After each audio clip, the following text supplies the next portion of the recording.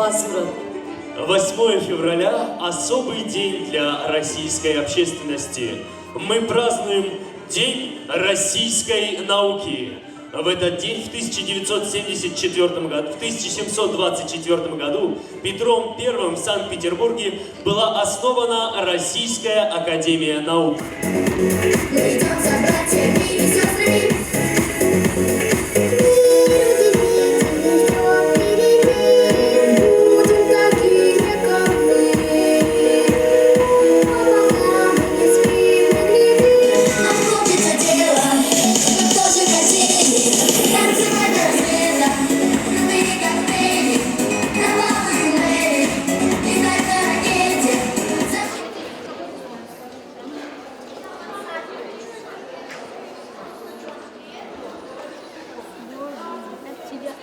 Тема моей работы – влияние загадок и использование загадок для обучения и развития детей школьного и дошкольного возраста. Научный руководитель Сохиева Эльвира Сергеевна.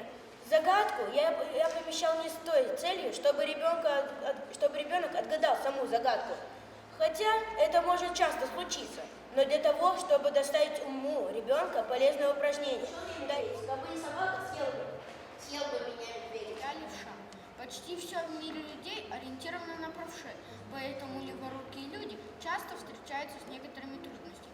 Например, писать, заглядывая себе под руку. Неудобно.